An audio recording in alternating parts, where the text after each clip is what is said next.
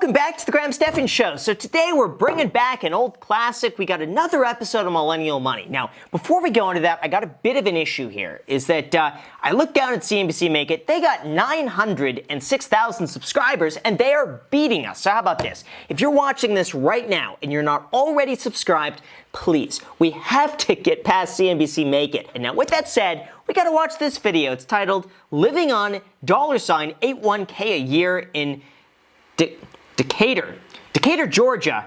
Wait for it, Millennial Money. So thank you guys so much. Now with that said, I hope I said that the right way. Oh, and also a big thank you to Titan for sponsoring this video, but more on that later. I really started to get into finances when I hit my version of rock bottom. So that was when I had so much debt that I couldn't afford to live. I overdrafted my account. I was going into further debt every single month, and I knew I needed to make a change. What was she spending money on?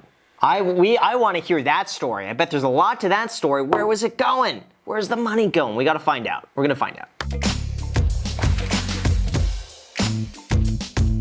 Oh, they're always doing the same B-roll shots. It's always, yeah, let's do the credit cards, open the wallet. We gotta get some people who are just financially irresponsible. I want to know the guy who's making $200,000 a year, blowing all of it, going out to concerts every weekend, buying all of his friends drinks when they go out, getting takeout every single day, and then complaining that he can't afford a house. I want that guy on here. Please bring him so I could, or her, so I could just ream into him. My name is Layla Cartfrush. I'm 28 years old. I make about $81,000 a year, and I live in Decatur, Georgia. Decatur, Georgia. Okay, I said it kind of right. All right, she worked for the CDC as a microbiologist, making about $67,000 a year. Why couldn't they just pay $2,000 more? I feel like that would be so much better for the meme. And not only that, but then their employees would make $2,000 more. I feel like everyone wins. There we go, Salesforce consultant. So she's working probably more flexible hours now, getting paid a little bit less, but it's balancing out to about the same thing. Oh gosh, let me guess, her side hustle is a YouTube channel. Let's just see. If it's a YouTube channel, you gotta hit the like button, because that was a good guess. It was very normal for my family to have debt, so that is something that I carried into adulthood. Oh, that room echo is awful. Who filmed that audio? It sounds like they actually used the backup audio. A mic wasn't turned on or something and they picked it up from somewhere else.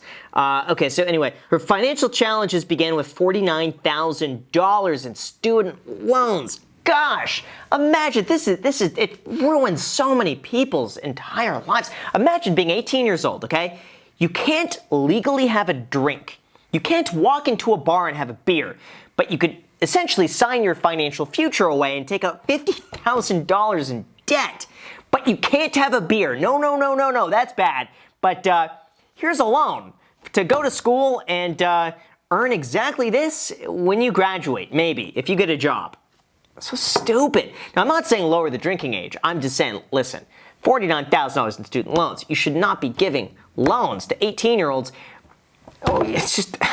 It's bad. I think college is so overpriced, and I think taking on these loans, it just sinks you down. And at the time, I was just living with my dad, and he was the one who was helping me out financially. Yes, they screwed up the mic on this one. Guaranteed, someone was not checking the audio, because the mic is awful. And she didn't film this. I mean, maybe there's a chance she filmed this part herself. I don't think so, because the shots are really well put together, but the audio's, ugh. Dentistry. Oh man, I was about to say, oh wow, dentistry, you make a lot of money doing that. No, I no longer wanted to be a dentist, so I decided to stay in the biology field and just decided to go into environmental research. Oh man, that was expensive. That's an expensive switch. That's why you shouldn't give loans to people just going out. Because here's the thing, you could go into a field with the best intentions. You'd be like, yeah, I'm gonna take $30,000 out, I'm gonna study here, this is what I wanna do. And then what do you do if you're a year in, you're like, oh crap, I actually hate this, but I already paid for it. What do you do? Because it's not worth it to spend the rest of your life in a career you don't like because you spent 30 grand on it. It's a lot. Jeez, I feel for her though, but at least she recognized that early on. Although before we go into that, I think what would really help is all thanks to our sponsor, Titan. With everything going on in the market right now, it's easy to get concerned with how to keep your money safe and make sure it's still working for you. Well, with Titan, you can rest assured that you'll have a team of human analysts investing and actively managing your money for you, regardless of what's happening in the world. Titan is the first investment app that gives you an award-winning investment team that strategically manages your wealth. With Titan, you get updates about decisions being made with your money and can even ask your team questions to learn more within the app. Whether you have your money invested in individual stocks or in index funds, it's always a good idea to diversify. And all it takes is $100 to get started. Deposit your money, select the portfolio, and Titan's team of analysts will handle it from there. So feel free to use my link down below in the description or go to titan.com/Graham to get your first 3 months of investment management for 0 fees. That's right, it's titan.com/Graham for 0 fees. And now with that said, let's get back to the video. The highest amount of debt that I had was in June 2018, and I reached $82,200. This was made up of my student loans, my car, credit cards, and then money that I owed my sister. Oh, that's not good. Not good at all. So it sounds like to me, she took on the student loans, but she wasn't making money while she was in college. So she's putting some of that on the credit card, plus the car. It's just a bad situation. But again, it seems like she's paying it down. It was only in her name, but I did contribute to the down payment, so that's where some of my student loans came in. I mean, yeah, $3,000. It's probably better off it's in your sister's name. As long as you trust her. Imagine you have a falling out with your sister and she's like, Well, no, I have the title in my name. Where's your name on the title? It's just mine. that would be bad. But listen, as long as nothing goes wrong here.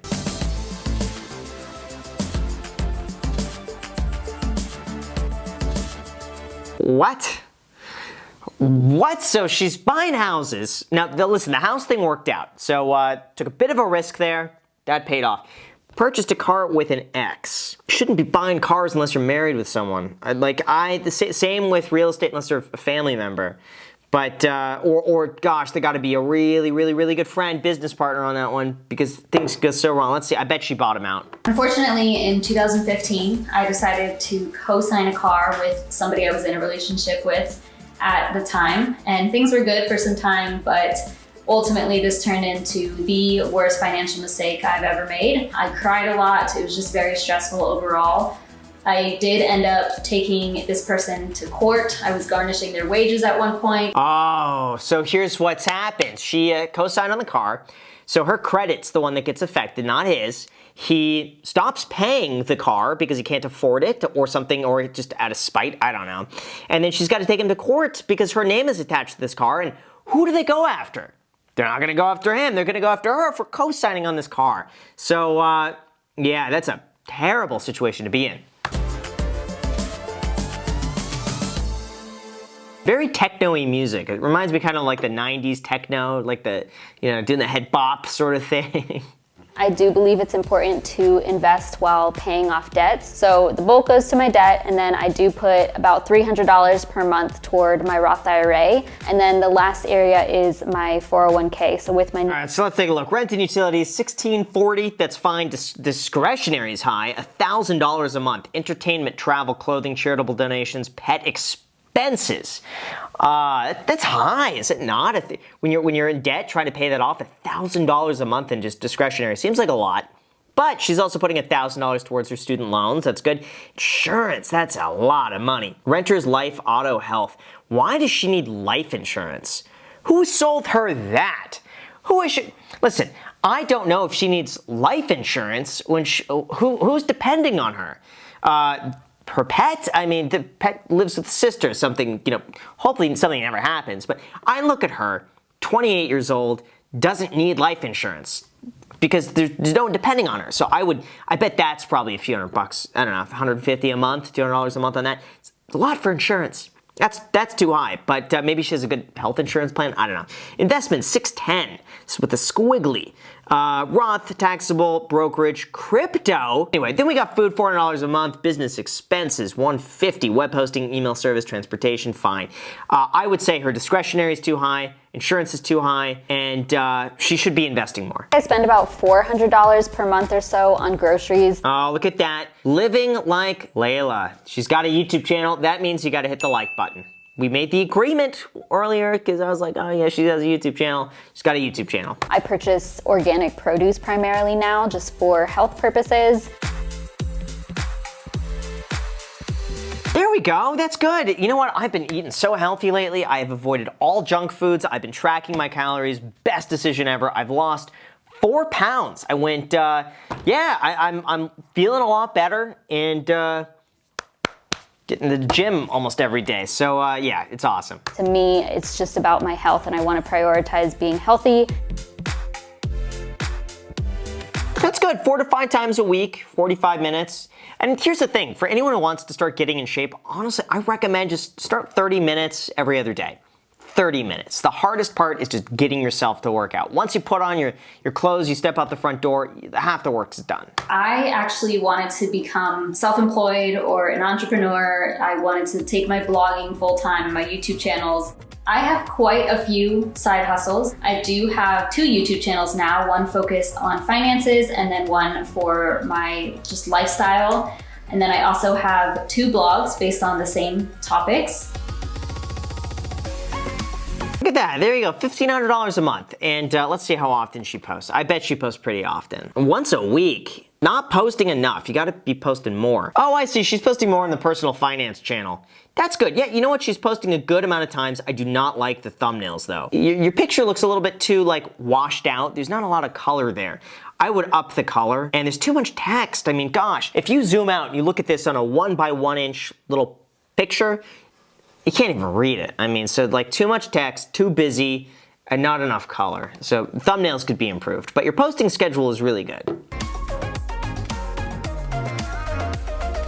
Wow, look at that. Paid off $60,000 in debt. She's almost gonna be debt free. She's getting there. That is awesome. And that's really cool. She's made this thing, and every month or so she gets to check this off. I think that's really important. I definitely know where I want to spend my money, what I want to prioritize in my life to make me happy. Ah, there's Vegas. That's cool. Vegas is awesome. I would like to purchase some property, whether that's for myself to live in or to flip or to rent. I do want to be financially independent overall, probably by 40 to 45. Yeah, I bet she could do that. I mean, all of them seem like realistic goals for her, so I almost don't doubt she'd be able to do that, but I have a feeling she'll be pumping out YouTube content a lot, and that'll really help with this. The most important lesson that I learned about money is that you should always do your own research. You have to do what is best for you and based off of your own knowledge and decisions. All right, great video. Well, thank you guys so much for watching. I really appreciate it. As always, make sure to subscribe, hit the like button. Feel free to add me on Instagram and on the podcast, The Iced Coffee Hour. Thank you so much for watching, and until next time.